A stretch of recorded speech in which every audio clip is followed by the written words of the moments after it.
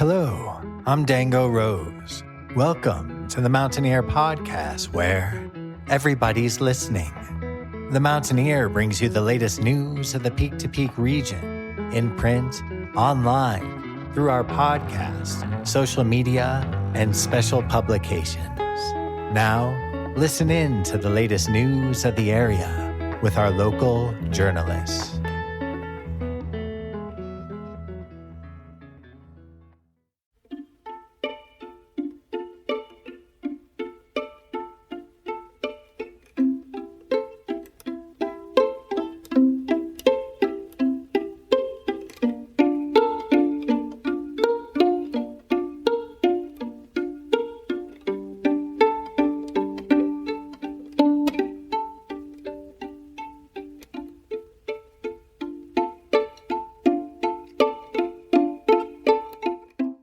The composition that you are currently listening to is called Win, and it is composed and performed by Anthony Salvo for his solo violin album Finding Sanctuary, which you can find wherever you get your music. He'll be performing at a very special event at the Nederland Community Library very soon. More details at the end of the podcast. In the meantime, for more information about Anthony Salvo as a musician, be sure to head to his website at anthonysalvo.com or to his Facebook, Music of Anthony Salvo.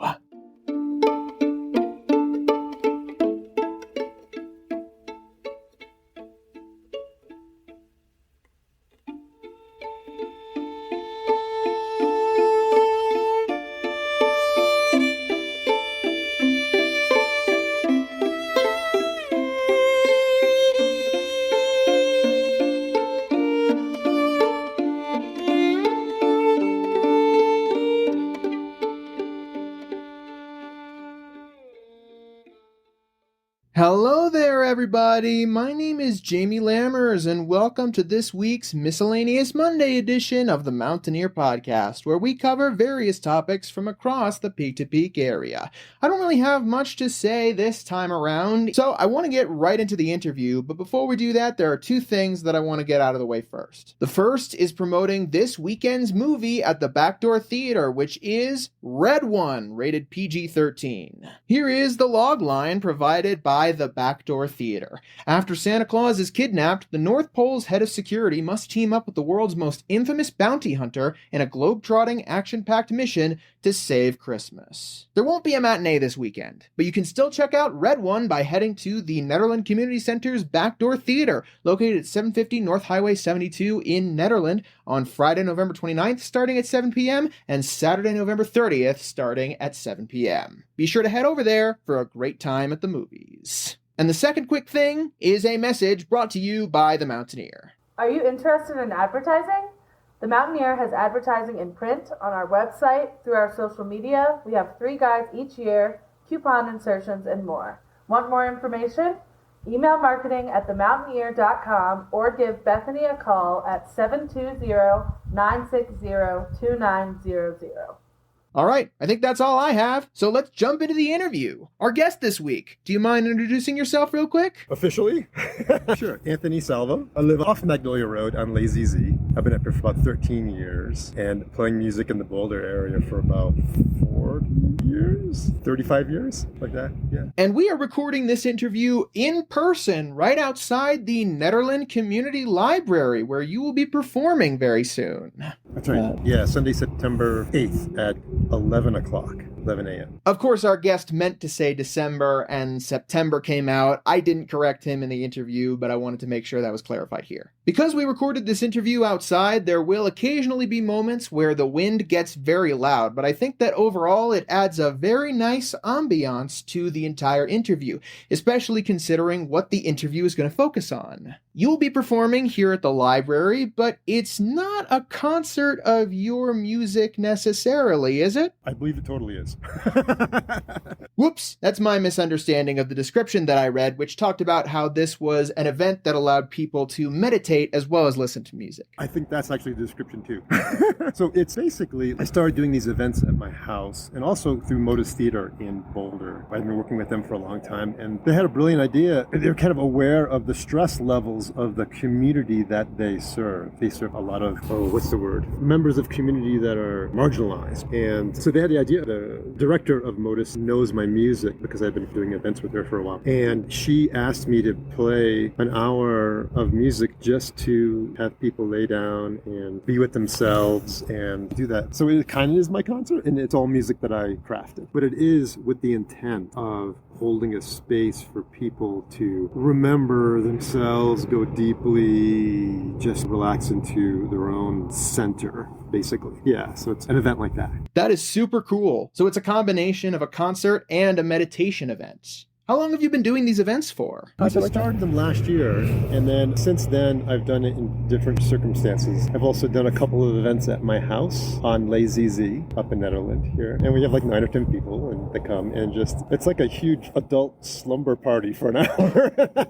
It's just really fun, and the mood is very light. It's just people are like really just excited to like give that to themselves. It's kind of a special thing because a lot of people have described to me that sometimes they want to go to concerts and just lay back and take it in, but they never really feel permission for that because the social setup is different that way. So it's a different way of taking in music, and I also take that into account too. I play very soothing, beautiful, deep music. And what I do with the violin, it's solo violin, but also looped. I use a looping pedal, so I'm able to create these interesting layers of violin on top of it, and so we create this big soundscape for people to just relax into it and just go deep. Yeah. I guess I'm curious then, are you able to join the relaxed environment of the room during these performances, or do you have to focus on your playing? Yeah, I'm really focused.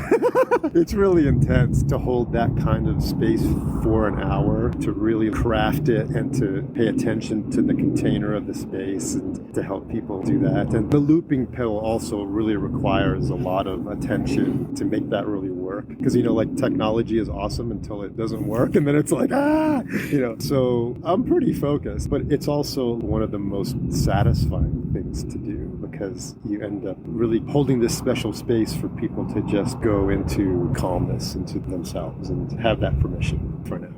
So you mentioned a little bit ago that you've been living in the Nederland area for around 13 years and that you've been playing music here in Colorado for around 35 to 40 years. So I'm curious, how did you start as a musician? What were the beginnings of Anthony Salvo, the violinist? Oh, okay. Or going into deep history. I would love to do that, yeah. So I began violin at age 6, born in Connecticut, and basically studied through high school and went to conservatory in college, and conservatory in Boston. And then I said, screw all this, and drove straight to Alaska after I graduated for like 5 years and just did different things. And then at a certain point I felt I need a middle ground other than Connecticut and Alaska. So Colorado was a place I came out to. And ever since I moved to Colorado, I've been really deeply involved in instruction, in teaching, and also in playing all sorts of different kinds of genres. I'm a trained jazz artist too, so I play a lot of modern jazz, but also a lot of ethnic-based musics. Like I had a band called Fortunato that played a lot of classical Indian jazz mixture, right? And gypsy jazz and things like Chick Corea and all this great stuff. And so I've been doing that for a long time. And just recently I decided to take a sabbatical from all that, because it felt like I was gigging and not really getting to something more essential to me. And then, so basically, Kirsten Wilson, the director of Modus, kind of called me out of sabbatical and said, hey, you want to do these events? And I was like, well, yeah, because it was out of the gigging world. And that was really very satisfying to have it be just centered on just me offering something in space to all. It's just very satisfying that way. So it sounds like you're still taking a break from gigs and taking the time to focus on these kind of events primarily. Yeah. And so we have this event here at the library on the 8th, and then we're going to do one in the Boulder Library on the 15th, and hopefully more, next year and stuff like that. And I'm still doing that at my house every once in a while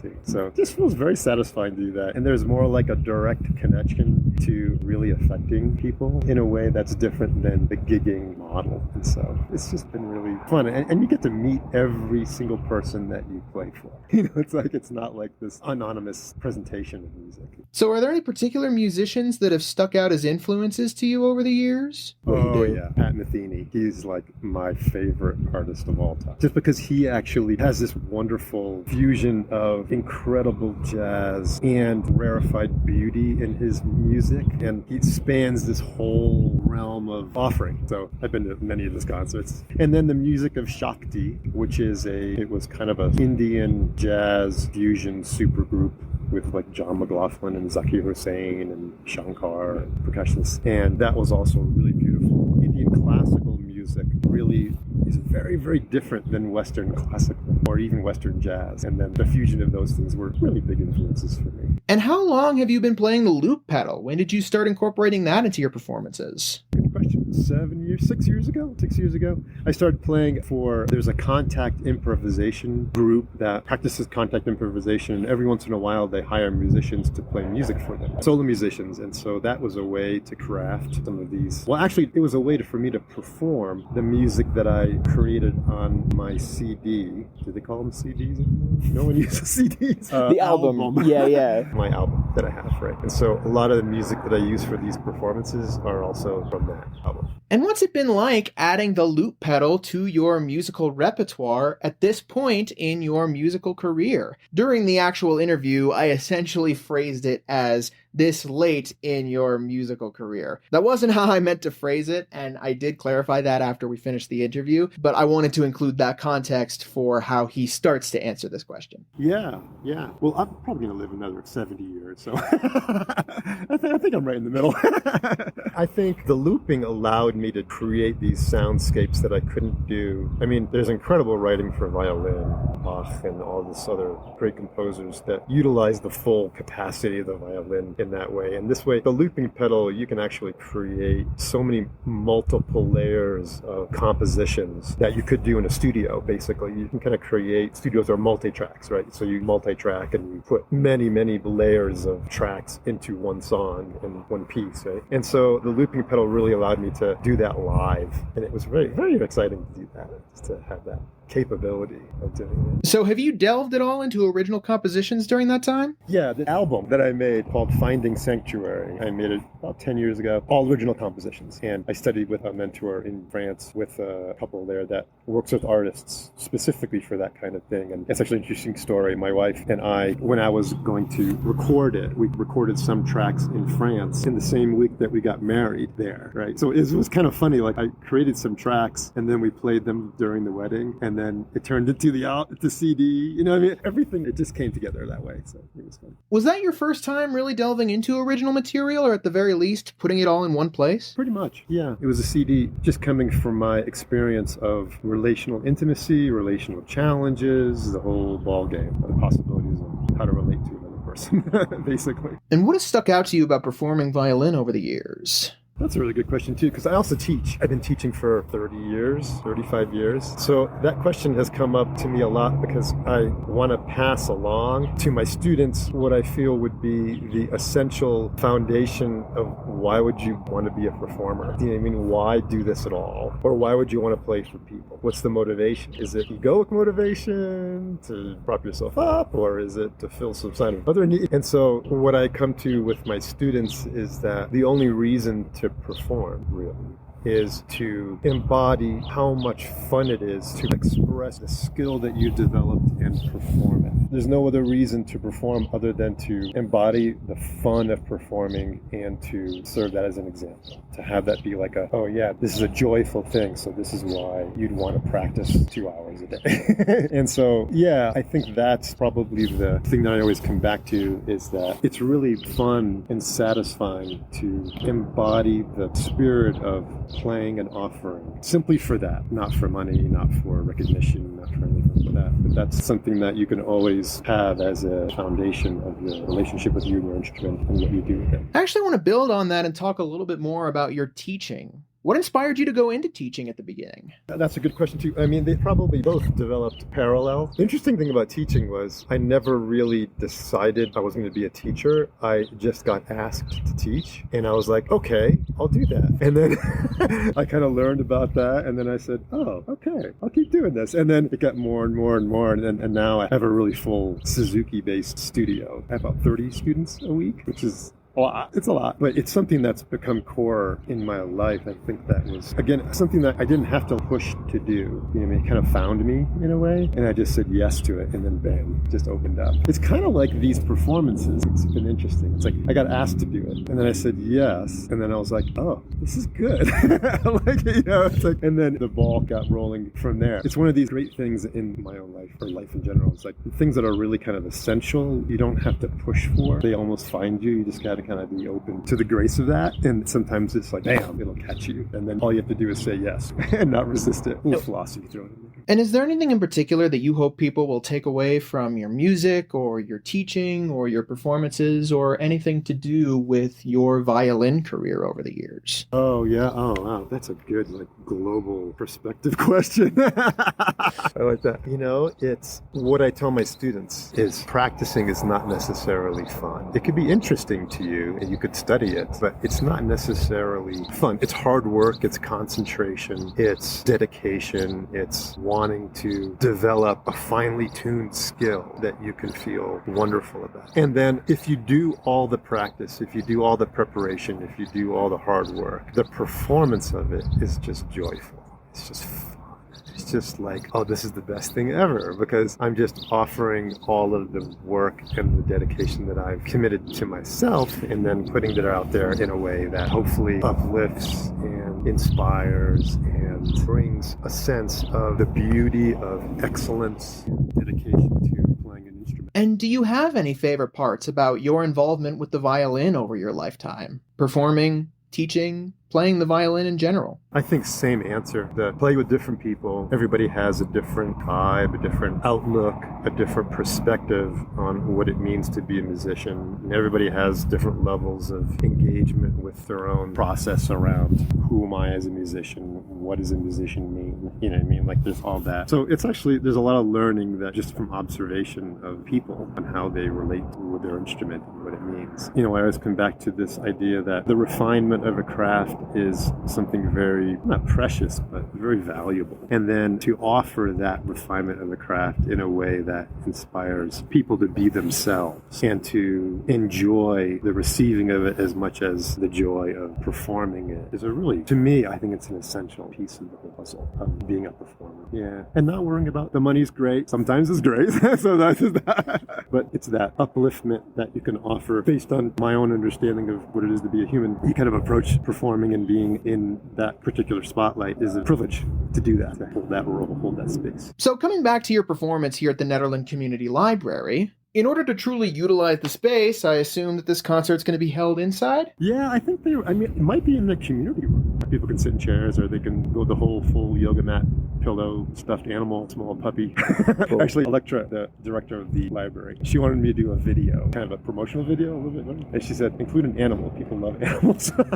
So my thought was, if you want deep peace and full relaxation, buy a puppy. Or if you don't want to, do the pooper scooper thing, you can just come to the community center. But anyway. And I assume that you have plans to continue these smaller events in the near future. Yeah, so. Yeah, that seems like the way it's going. I've had a lot of positive response on Magnolia, just doing local labors, just for local people who just want to come and be in that vibe an hour. And so it seems like it's got some momentum. Well, before we wrap things up, I have one more clarifying question. You talked about recording your album, Finding Sanctuary, during the same week that you got married. So, did I understand correctly that your wife is a musician? No, she's not. Okay, got it. Playing that music at the wedding seemed like a good fit. Yeah, it was like we just happened to realize that, actually this music is a good theme to support our wedding. So we used it that way. But yeah, it's family. When people come to my house in these small events at my house, my 2 dogs, my 2 kids, everybody's like, the kids are all over it's like, it does feel like an adult slumber party in a way, but with a very specific intent. So yeah, my family's like right there with it all, which is also really nice because it's not driving, an hour away to go play from 9 to 11 and then coming back late. It really supports just being in family life. That's been a big change too. It's not from the whole gigging. It fits more into my kind of I can be my family and my family can be around me. Well, it's about time to wrap this interview up. I don't know if I have anything else. Do you have anything else you want to add? Gosh, no. I mean, I think the intent to hold it at the library is just to give folks a space to drop their own worries and concerns about the larger situation in the world. A lot of people have been stressed lately.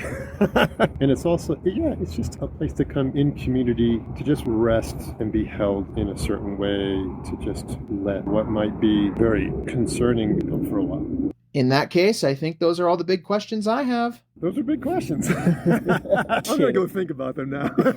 Thank you so much to Anthony for coming on board and joining us for the podcast. You can head to his concert/meditation at the Nederland Community Library, located at 200 North Highway 72 in Nederland, on Sunday, December 8th, 2024, starting at 11 a.m. For more information about Anthony as a musician, be sure to check out his website, anthonysalvo.com, and his Facebook, Music of Anthony Salvo, where you can learn more about his performances, including his involvement in the band Fortunato. Thank you so much to everybody who tuned in to this week's Miscellaneous Monday edition of the Mountaineer Podcast. I want to emphasize again that I know I've been focusing a lot on music recently, and I want to spread out to more general community events across the Peak to Peak area. So I'm going to look at events and find the people that I can schedule interviews with to talk about those events in the near future. And in the meantime, expect our regular correspondent, Marianne Rosen, to bring you her regular segment next week. Until our regular Music of the Mountains episode on Friday, though, if you want to share this episode around with whoever you see fit, then be sure to head to our website at themtnear.com and scroll down all the way to the bottom to find our archive, or head to our podcast's main hub at the mtnearpodcast.buzzsprout.com. If you're interested in being in the podcast in any way, shape, or form, whether you have a segment that you want to contribute, or you want to be interviewed, or you have an event that you want to promote through advertising or your own voice, whatever you want to promote, however you want to be involved on the podcast, be sure to email me at media@themountaineer.com and we will get something sorted for you. Speaking of the mtnear.com, here's a quick message brought to you by the Mountaineer. At the Mountaineer, we have been working hard on our new website.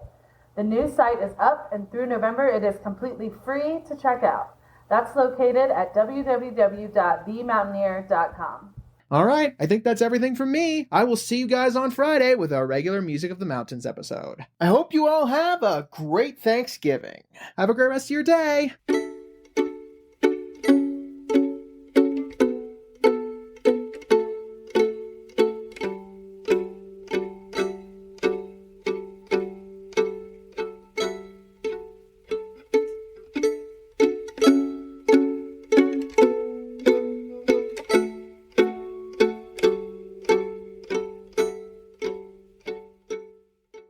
The composition that you are currently listening to is called Yes, and it is composed and performed by Anthony Salvo and featured on his solo violin album Finding Sanctuary, which you can find wherever you get your music. To see him perform violin live, then be sure to head to the Nederland Community Library on Sunday, December 8th for a special meditation event and concert starting at 11 a.m. For more information about Anthony Salvo, be sure to visit his website at anthonysalvo.com or head to his Facebook, Music of Anthony Salvo.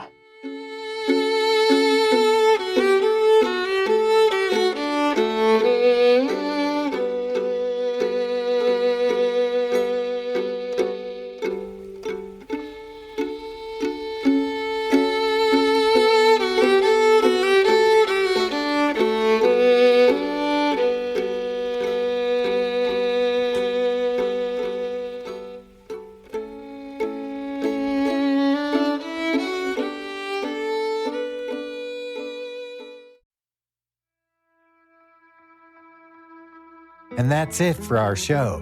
Subscribe online to get more access to more news, weekly updates to our community calendar, and a link to our YouTube channel by visiting themountaineer.com. Be sure to use the coupon code PODCAST when subscribing for a 10% discount, only available to our listeners.